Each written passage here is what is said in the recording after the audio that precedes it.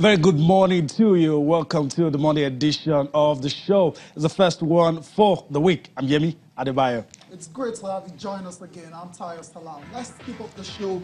Let's talk some basketball, where Nigeria's D Tigers over the weekend qualified for the 2019 FIBA World Cup, but they did it in style because all through these qualifiers, they remained perfect. They won all their games against Côte d'Ivoire. They also beat the Central African Republic as well as eternal rival Senegal. So the D Tigers, perfect all through qualification. All right, so that's it. Perfect for them right there. Hopefully, they'll translate that form into the big one. We hope to see that. All right, let's leave basketball now and talk about this one. It's no longer news that saw Canelo Alvarez won the grudge fight between him and Gennady Golovkin. But the question on everybody's lips, are we going to see part 3? We've seen the second installment. Are we going to get another one like we had with Manuel Marquez and Manny Pacquiao? Are we going to see that? That's a question on everybody's lips. The boxers are already talking about it, but will we get to see part 3? Yeah, if both boxers have any say, obviously they do have a say, then it looks like we're going to see another rematch between Gennady Golovkin and Saul Canelo Alvarez. Now, fingers crossed as regards that one. Let's move on now. Let's go talk, let's go to the racetracks, where over the weekend, Lewis Hamilton extended his championship lead to 40 points after emerging victorious at the Singapore Grand Prix. Title rival Sebastian Vettel can only place third, while Max Verstappen placed second for Red Bull. So, as it is right now, Lewis Hamilton literally in the driving seat with a 40-point lead over his nearest challenger, Sebastian Vettel. It's looking very, very good for the Mercedes driver, and barring any major drama, he's going to be champion again for the 5th time. Yeah, so that's how we started off this one. They talk about Formula One, and it's interesting. Lewis Hamilton, it was always going to be very difficult to bet against him.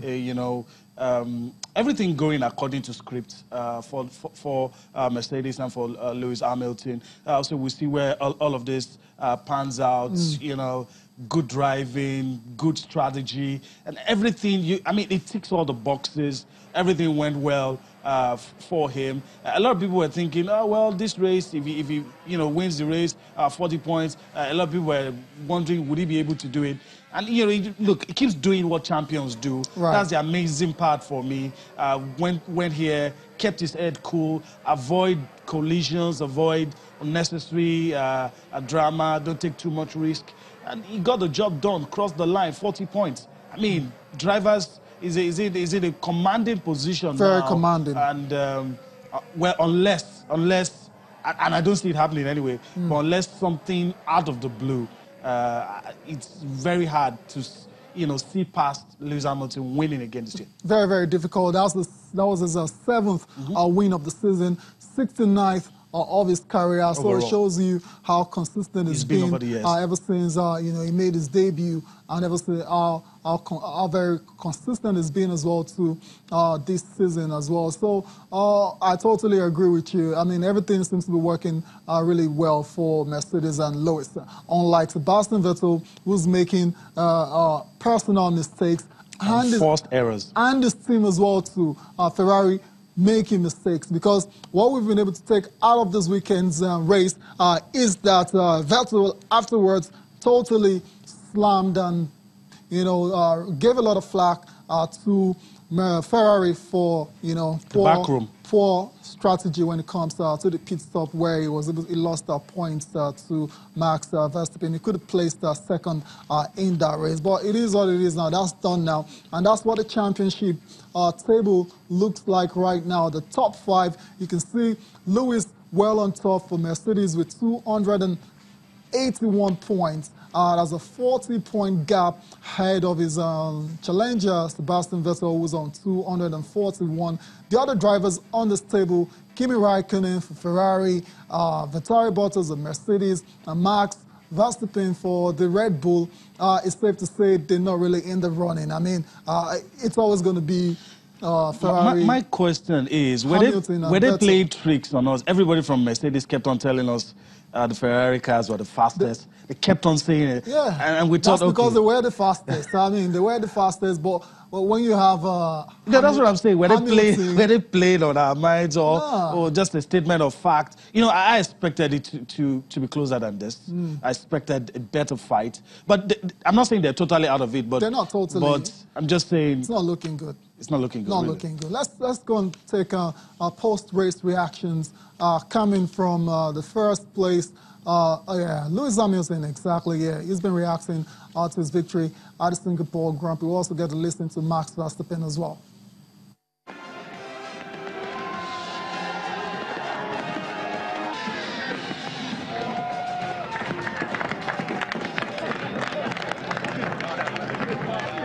We had a great start. The team have just never given up faith and belief in me and in Valtteri and in our ability.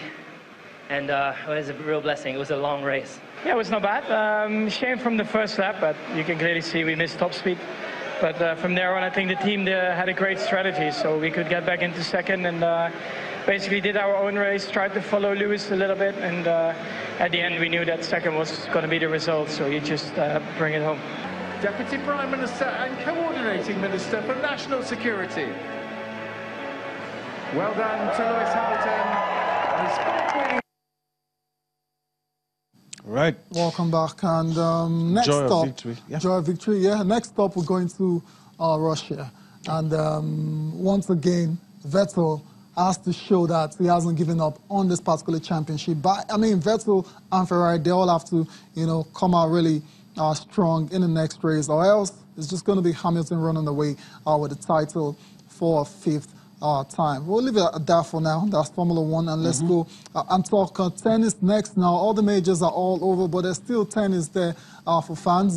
Davis Cup, the World Cup of tennis, essentially that's gotten to the final stage now. The semifinals are concluded over the weekend, and Croatia took on the United States of America in a very exciting semifinal matchup. And they needed the young star, Bernard Church, to defeat the American Francis Tiafoe to send Croatia into the final. And Croatia, for me, no surprises at all, because the American were missing a lot of a couple John of good Isner, players. Jack Sock. Exactly. Those are the guys. two big names. Didn't feature in this particular semi-final. They had to depend on the likes of Francis Tiafoe and Sam Querrey and Steve Johnson and the likes. Those guys, you know, tried their best, but it just wasn't good enough. If you look at the quality in the Davis Cup side for Croatia. For Bernard Courage, he had to keep his cool to prevail in a winner-takes-all clash, second rubber against Tiafoe. He had to come back from 2-1 down to win that one. Very interesting. You know, we've always talked about the men's field for Americans tennis being depleted. Then, aside being depleted, you have two of your best players not also, you know, being in that one. So it was always going to be tough for them. Well, let's listen to the winners. It was a day for Croatia. They enjoyed the moment. So let's get their reaction after that victory, after securing passage to the final of the Davis Cup. Yeah, it was, I don't know what to say, you know, this was the most epic match of my whole life. You know, I didn't start good, then I started to play unbelievable well, then I was fun up, had many set points, and then when everyone thought it's basically over, also me, but somehow I did turn it around, so yeah, thank you.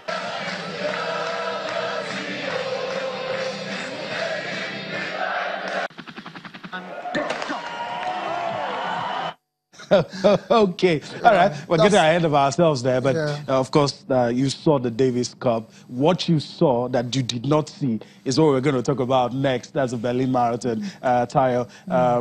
Let's leave it like that for the Davis Cup. Yeah, the final, though. I think they were matched up. France, defending champions. Yes. So they had it very easy against Spain, surprisingly, yeah. But they're going to take on Croatia. And that one... And to think it was that Davis Cup brother, Rafael Nadal was saving himself up for, gets to the US Open, gets injured, and, you know. these things happen. All right. Okay, so Berlin Marathon? Yeah, let's go to the Berlin Marathon now, where it was a record-breaking performance by a Kenyan. I mean, whenever you talk about marathon, naturally you think about the Kenyans and the Ethiopians. This time it was about the Kenyans. Eliud Kipchoge was on fire, smashing the marathon world record with a time of 2 hours, 1 minute, 39 seconds. That's how he was able to get that job done in Berlin. And this guy, for me, hasn't come as a surprise to me. I mean, the way he's been, racing in the last couple of years, I'm not surprised he's ended up smashing this record, because he smashed it by taking 1 minute, 20 seconds out of the previous marker that was set by another Kenyan, Dennis Kimeto, that was in 2014 in Berlin. Kipchoge is an absolute legend when it comes to marathon, no doubt. Good prize money for him as well. Interesting. There was a marathon that he ran and finished under two hours, but that didn't count because of some issues. But he did this one. He did it well, and like you said, a lot of consistent performances from Eliud Kipchoge in recent times.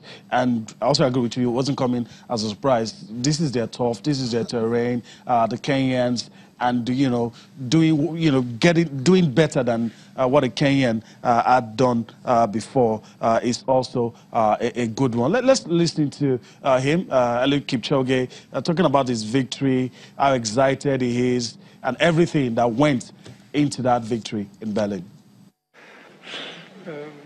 I really feel happy. I feel great to run a world record and above all. To run 2 hours, 1 minute and some seconds.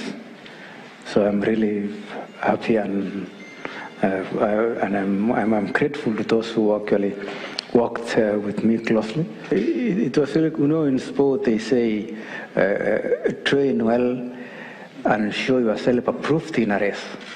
So it shows that I trained for the last 4 months in a positive and in a good way. That's why I was really having a full faith in my Philip. Yes. All right, that's the man enjoying the time under the sun. He also won the London Marathon earlier in the year. And, I mean, no surprise. The Kenyans, it looks like long-distance races are made for them. No, it's not looks like. It is. Oh, it is. Yeah, sure. Them. And like I said, as I said earlier, I'm not surprised that this guy, Kipchoge, has gone on to win this particular race and smash the world record. World champion, won the London Marathon for a third time earlier this year, and is the champion, Olympic champion over this distance as well too. So obviously he has the antecedents. So congratulations to him, and I imagine what's next now for him. Now, when you hold the world marathon record, what do you do next? Do you want to smash it further? You look for records. Which are the records? I don't know. Apart from the world record. That's a problem sports people do have sometimes. The motivation when you look at complacency mistake, and when you look at what's the stimulus? What's there to push you? But I trust these guys are professionals. They know what to do. They know what to do to push themselves to that limit where they can break records, set new world records. We need to go on a break now. When we return, still so much for you on Sports This Morning. There's boxing in the mix. There's football in the mix. There's also the youth games in the mix. Join us again.